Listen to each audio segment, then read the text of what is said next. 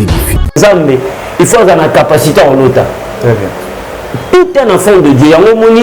Si on s'allie, rupture, il y a la songe, ça nous arrive, hein, et Dieu ne parle pas à tout moment. Mais seulement, si on s'allie quelques temps, il faut s'amener ma cache. C'est qu'il y a un problème, parce qu'il y a aussi des esprits diaboliques au Bayaka Baïba tout songe. Il y a un moment où on a l'ali, à l'oti, à Bossani. Je ne suis pas remarqué ce dernièrement à Zolotate, parce que le Seigneur peut t'avertir. Et l'événement je me souviens, voyage na Kindopolo. Tant que comme na Kindopolo, il a fallu qu'il évangéliser.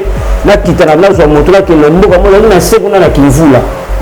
Na butu na wo, toujours le tandoto, le Seigneur nous a parlé à ici surtout qu'il était. Tu as dit qu'on discerne parce que ndoto il y a trois voies il y a ndoto utaka pas mutu yemoro na raisonnement na yo na ba pensée na yo na événement et le cas qui dans la journée mémoire na capté yango et ko pesa open ndoto et utaka pas nzambe et puis ndoto utaka pas satana trois fois ndoto ko yela donc to loti bongo bon non to sambela lisusu que le Seigneur nous confirme vraiment est-ce que nous devons aller ou pas donc to sambeli pour la deuxième fois le Seigneur nous a interdit. Or tinzamba bande ko lebela biso bongo camion moko munene et ça avec accident en direct avec kanga inzela. Et nous avons compris que le Seigneur nous a interdit à péquer si biso mais il a passé par les songes. Je vais dire à quelqu'un muto à l'autre rabandoto o bi papa Brice que l'autre est malam mais aussi que l'autre est souvent dans l'autre côté. Il faut comprendre makambu on a l'otaka nzamba lingaka lobelanga nini. C'est ce qui est plus important. Et ceux qui ont été volés à Misateza, et aussi, nous sommes dans le temps de l'esprit. Dieu aussi a la capacité, et puis tu comprends auquel les songes, auquel nous avons bâti de l'exaïe. Donc c'est vraiment un sujet très important. Et ça, vision où nous avons bâti, il y a énumérer parce que la vie a battu, et là, on énumérer petit à petit, sortir, songe, d'interprétation pour que les enfants de l'île soient en lumière. Voilà, merci beaucoup. C'est un sujet très important. Et il y a un peu de ciment, pour alors, madame, depuis pour tout n'a pas mis tout na bateau, on a posé ça par rapport au songe, vous allez voir, madame, parce que question par rapport au cas et à la place aux amis, oui. On a vu sur la chrétien, c'est très important. Et nous avons dit que nous avons interprété c'est trop bon. Alors, pour un bateau, on va s'amener à l'église. Bon, disons, est-ce qu'un chrétien timbaniste ou un chrétien catholique, par rapport à la discernement d'interprétation, ils ont la même chose. Parce que chrétien catholique, il faut pas ensemble. Chrétien timbaniste, il faut pas Tatation. Alors, chrétien ou avec chrétien simple de l'église de réveil, alors il peut faire le moment où il part, on fait un autre, tout pasteur. Alors, par rapport à l'interprétation, nous, c'est vous avez à ce retour, et là, vous avez malam, non, Papa Pouchi, la Bible nous dit ceci, nous connaissons à partie et nous prophétisons à partie. Cela veut dire quoi? La vie chrétienne, nous avons une complémentarité. Nous sommes à la moutou, nous sommes à l'oboko, nous sommes à l'issue. Nous sommes à la corps du Christ. À ce qui concerne l'interprétation, il y a des gens auxquels Dieu est souverain. La Bible nous dit ceci, voici le miracle qui accompagneront tous ceux qui auront crié à mon nom. Nous sommes déjà...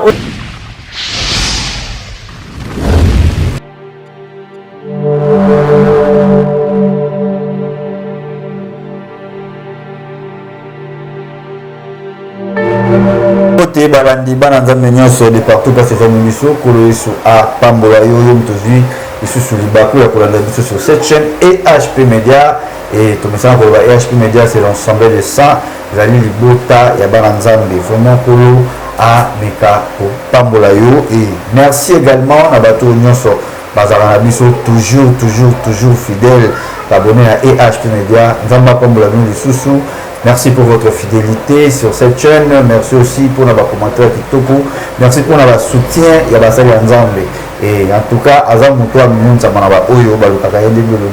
il est le rémunérateur de celui qui les cherche. Kolo Aminonisa, pourquoi lelo et à travers cette émission le coup nous a scotché le lobby voyez pas na oui je ne suis pas seul sur ce plateau je suis à faire la une émission Parlement céleste les raconter à la édifier béni et consoler et mais lelo on dirait moi toujours à moi urgence beaucoup et c'est vraiment pour les cas dans le banc pour que bana bazana au Sénat et tout le santé et tout un million de Dieu évangéliste prophète Enoch Babinga sur ce plateau et pourquoi pas n'avoir un pasteur pour que le roi babou avec une attitude de pasteur donc à part codifier biso tu es bien appelé l'encadreur des jeunes la jeunesse il y a bana boutique au tout béni orphelin mais en réalité bazana orphelin parce que papa va vous entendre oui mbote mon frère voilà que tu le dis Olandayo ba maman ba papa mes frères ba sœur manga Olandayo on peut se remboter et puis au calmer sur le sang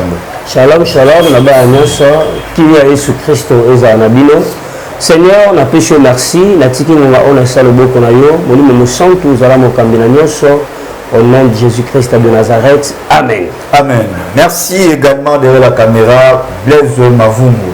Ah, Papa Blaise Mavungu, merci beaucoup ainsi que Charlie Kanga Image pour nous connaissons il y a EHP Media et biso toujours bana ya papa Osé Amani na maman la biso GH famille Amani to pesi bambote belé et na pesi bambote na ba maman nyonso na ba papa nyonso et toujours ensemble oui boni musala nzambe boni bana oui musala nzambe nzamba obatela na ngolu na ye likamba kisedemo toujours mo ba mabondeli mais bana en tout cas ça ne va pas je crois avec la réalisation sur la biso que ça biso image et que ça va vraiment important voilà totalement image et puis au méga pour expliquer un mot clair alors derrière la caméra Blaise Mavungu balancer biso image d'abord suivez d'abord cet extrait et puis on se retrouve tout juste après suivez.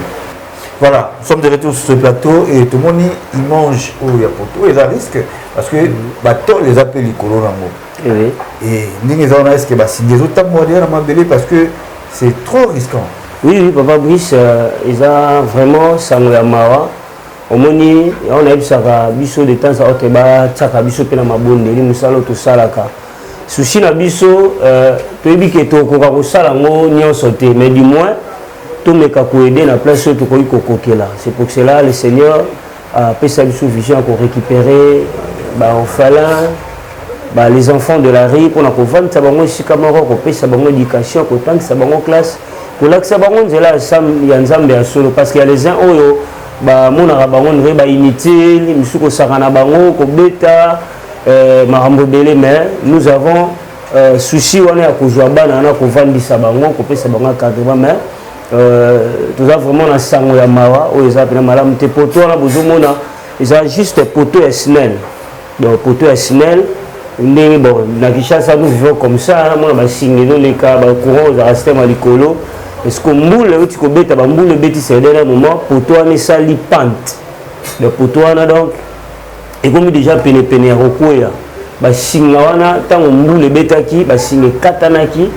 moi kutu azwaki choc mais tozali na hôpital nzamba osunga mais évolution makasi ezali donc ba singa tango katani moto peli ba singa monsieur koyi mais grâce à Dieu nzamba sali ngolo abateli mutakufite on était censé récupérer moi quelques-uns tout tika bango ndambu batika la msuto meka ko évacuer bango pona place donc le dernier moment bazo malbana te moi pe tozo bango tozo sa bango na balabala ezati ils ont le rôle ils ont sous scandale tout ça le rôle abandon mais toujours li qui a été nzambe o nzamba mawa ba conditionner ba yaki wana ba sali constat ba tali mais jusqu'à présent ba zongi biso li sous-souté donc courant na bozo mona na pena courant za wana donc mais moi ya kolongola poto wana pe ezate parce que poto wana ne simi ba venir non moi Fernand Folongwa oui normalement parce que la SNEL qui on a bata commune basali constant mais depuis bakenda ti siko bazongi na noté soit poto on a bakoki kolongolango batie poto mususu ya sika parce que ça ba poto ya kala ici lembi donc c'est lembi mais en fait na exigence ya makasi nous sommes censés nous de quitter là-bas l'exigence ya makasi il faut to quitter wana po to yebi mboka na biso neza malamu est-ce que ba robongisa ngo lelo na lobby surtout to za sona période ya mbula donc mikolo comme so mbula beti to miteme comme likolo tokomi koimplorer kaka mawa na nzambe parce que ça vraiment danger pour toi na bozomona eza bandeko mosusu mpe bayaki batali bamoni donc vraiment eza mpasi nzambe asunga kotika bango mpe kozonga na vie bazalaki nango ya balabala c'est pas une très bonne chose. Voilà. C'est pas une très bonne chose. Merci beaucoup. Message déjà capté et maman na papa bayoki déjà pour la bana. HP Media, la chaîne qui vous édifie. Alors qui dit béni sur la vie bako ya kolanda biso na parole. Vraiment nous avons tous ces sikoyo pour ibana ko bana. Nous sommes vraiment en insécurité totale. Mbule uchi kubeta isali dika makasi voilà. Simba katani ya courant. En tout cas, nous sommes vraiment en danger. Mais je crois que dans les souris, en Nzambe, comme il a vu sauter, mais désolé, l'homme qui a le mal de l'eau et se mettre à la paix. Comment tu veux que moi, soutien et supplément pour la biso, ils avaient une urgence pour nous l'avons sur les Sikao. Parce qu'on ne sait pas, on nous les embête de temps à autre. Nous pouvons taper pour le courant au pays. Moni isola ya matadi ba le bétail. En tout cas, bon tiens sur la prière, parce que la question tout ça na mot pour ça. Nzamba kamula biso. HP Media, la chaîne qui vous édifie. Message déjà vraiment capté et ma maman va vous avoir un message et quant à moi, na sali pe appel na ba maman nyonso, ba ndeko nyonso bozola na biso. Vraiment, moi je veux le cadre direct na sima na biso pe bozotala na teva mokie. Alors on est vraiment la contribution, on a mis ça pour causer la caca et comme un belé non. Même il y a une chose à 1 euro na yo, 1 centime na yo, c'est important pour la vie. Il y a bana o ba de comme na yo, nangai soutien na biso ne vous la force et tout le monde s'en a été lorsque bazo se que na acte nous comme alarme maman au top pour nous faire libango et quand on rappelle na mission nzambe alors nous l'homme de Dieu a affiché na l'écran et bengi directement et pour notre contribution vraiment c'est vraiment urgent parce que tout ça la période il y a moula makasal sous moule bétail de lobby et lorsque nous les hommes états na la vie à l'orphelin et ça vraiment voilà merci beaucoup message est connu déjà numéro est affiché juste dans bas écran parce que comme prophète et non comme Babinga et contacter l'homme de Dieu soit au béni et HP Media et vous avez vraiment bien makas Nzambe à Pambola biso oui papa tout le monde a développé message ni Nzambe a Pambola yo amen moni un homme de Dieu c'est quelqu'un oyo memara pe fardeau memara fardeau il y a ba surgestion la requête ça ba Nzambe c'est pour cela le peuple Israël ba ndaki pour que vers Moïse ko uta na mabondeli ko kita ko yakana ainsi dit l'Éternel vraiment pas Brice la ligne nazo ko aborder je crois nazo lancer déjà appel je crois bato ba brancher na HP Media bako joa penza ezala ba série ya d'enseignement le Seigneur m'a inspiré beaucoup ces derniers moments na lobela makambo tali bandoto na lobela makambo tali bandoto na limite autant na verset ya mbona continuer nous en à Job chapitre 33 le verset na 14 à 15. Dieu parle cependant tantôt d'une manière, tantôt d'une autre, et l'on n'y prend point garde. Il parle par des songes, par des visions nocturnes, quand les hommes sont livrés à un profond sommeil, quand ils sont endormis sur leur couche. Awa, Dieu parle tantôt d'une manière, tantôt d'une autre. Cela veut dire que Saraba Nzambe, Ndoto eza eloko moko ya très important dans la vie ya bana Nzambe. À d'autres termes, Ndoto ezalaka lokola thermomètre ya vie ya mutu.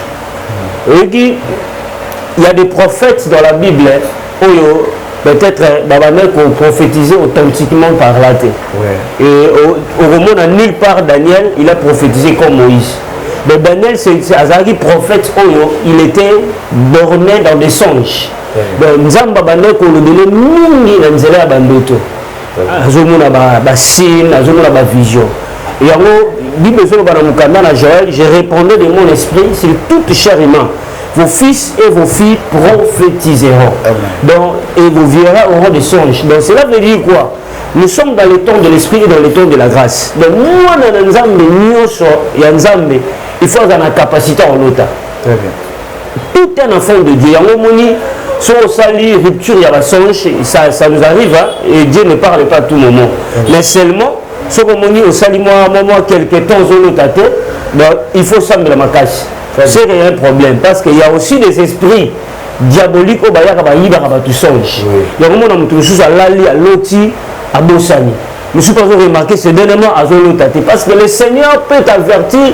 L'événement m'a bien enzela ndoto nzamba koki ko avertir. Je me souviens na kendaka voyage moko na Kindopolo. Donc na komi na Kindopolo, il a fallu na kende ko évangéliser na kitana na zo moto na kende mboka mona na sekuna na Kimvula. Na butu nango tozolo tandoto le Seigneur nous a parlé à ici surtout kendete. Tu vas dire qu'on discerner parce que ndoto il y a trois voies il y a ndoto utaka pa mutu ye moko na raisonnement na yo na ba pensée na yo na événement oyo lekaki nango na journée mémoire na yo capté yango et ko pesa open ndoto utaka pe pa nzambe et puis ndoto utaka pe pa satana trois fois oyo ndoto ko yela donc to loti bongo bon to non to sambela lisusu que le Seigneur nous confirme vraiment est-ce que nous devons aller ou pas. Donc to sambeli pour la deuxième fois le Seigneur nous a interdit. Or tinzamba bande ko lebela biso bongo camion moko munene et ça a accident en Nzela ne kanga Nzela. Et nous avons compris que le Seigneur nous a interdit à Pékin Sibicho, mais il a passé par les songes. Je vais dire à quelqu'un muto à l'autre rabandoto o bi papa Bruce que l'autre est malam mais aussi que l'autre est sous la rolotate. Il faut comprendre makambu on a l'otaka nzamba lingara do belanga nini. C'est ce qui est plus important. Et ceux qui ont été volés à Misa Teza, tu rêves. Mais il faut prier à ce que ce qui tu dois la condamner. Ce qui est il faut prier à ce que le Seigneur accomplit. Parce que Joseph, il a reçu l'avertissement de sa vie. Joseph a reçu qu'il filme la vie de et bandeliti sous et je me dis encore, si Joseph a bossé à l'otara, au moniteur bateka ye tanga ruta na bapasi anara cédé tanga bimana mosa Potifar mais eloko sala Joseph bimana mosa Potifar te akaka na vision habité. Le Seigneur m'avait promis que un jour bandeko na ngai bangumba melanga un jour nous allons mokonzi mais mosa Potifar abimi liboso Joseph eloko sala ki Joseph a ko na mosa Potifar te Joseph akaki na filme abi on a les souffrances mais l'homme dans le la macasse la voie auquel le Seigneur avait passé c'était dans le rêve. Très bien. Dans le monde ensemble il faut avoir la mesure à Rolota.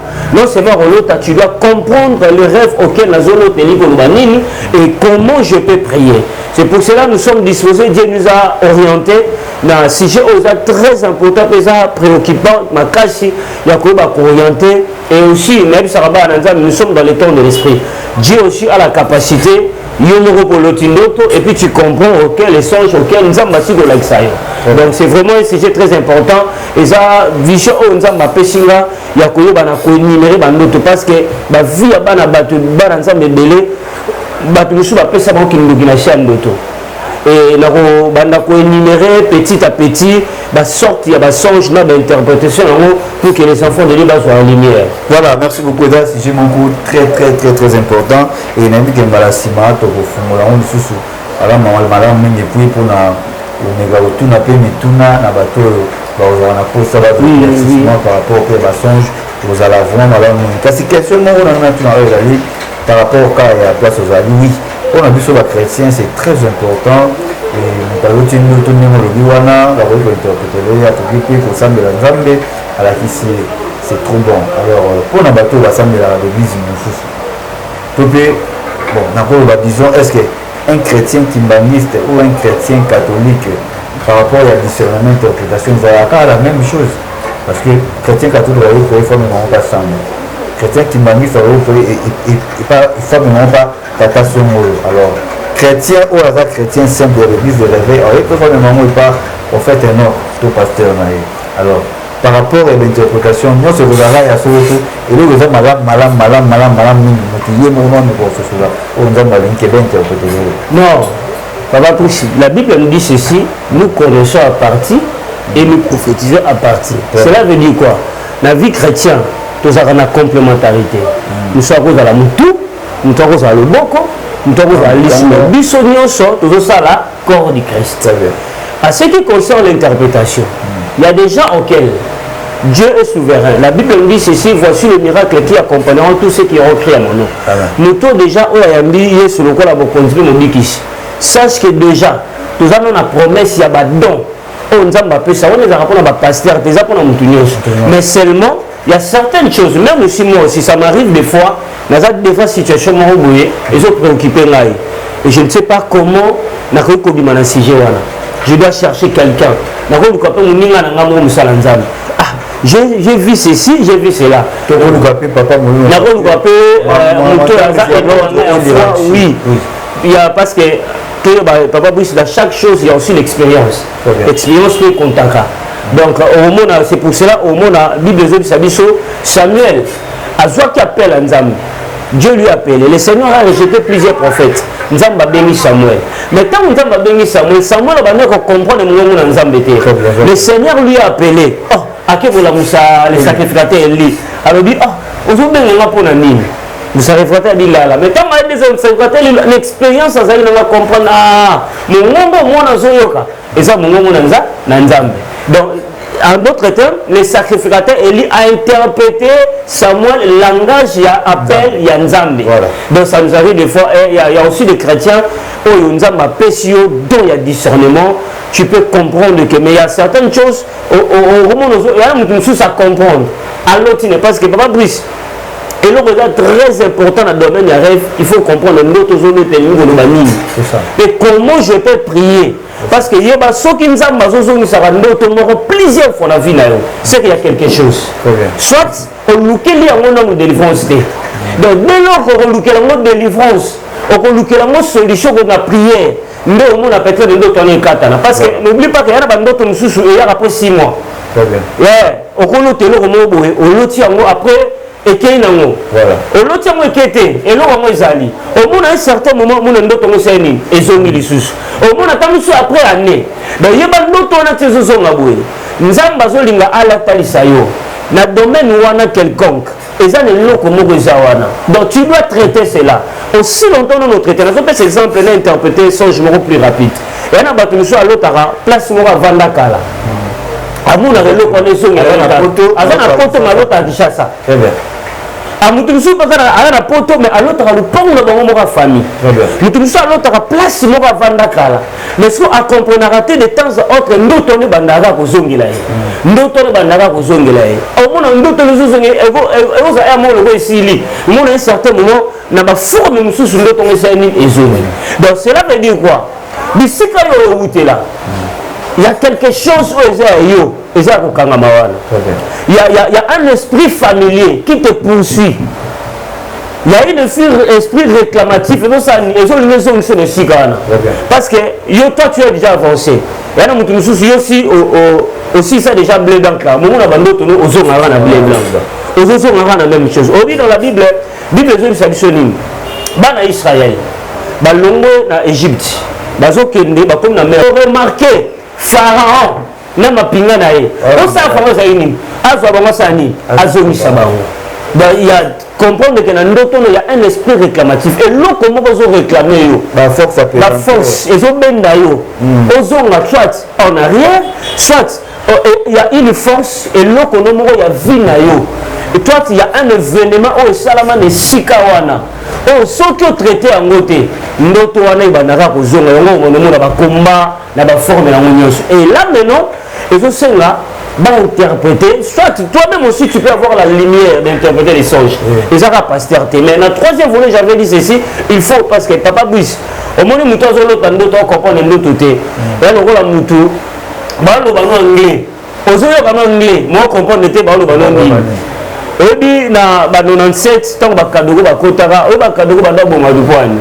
azo funga kinyo atakupika we yo bandoseka ya lo bano Kiswahili alo bano maka mususu yo seka mondo se ba vantinga na bu abeto massage donc ndote za bongo si quelqu'un azo rêver azo comprendre le quoi azo lotate elle aura mutu ba lo langue ozo yo comme ozo comprendre dès lors que tu dois comprendre donc c'est un peu ça c'est pour cela les rêves Et c'est très important, moi dans Nzambo lota, et c'est très important, on comprend dans d'autres, et puis c'est plus important, on prier.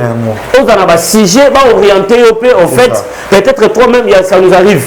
Yo mo comprendre ah na l'autre le pas on a vu sa famille na l'autre bisika mon azale kala na l'autre et tam sous eza de loko no ba yiba ni sika wana tam sous ba yiba ka elamba et tikala wana le Seigneur a relié a faire comprendre que tu dois rompre ces liens avec la place que tu étais. Voilà, donc c'est un peu ça. Voilà, merci beaucoup l'homme de Dieu dans ce que prochainement tu développement et puis tu le la moto la mine.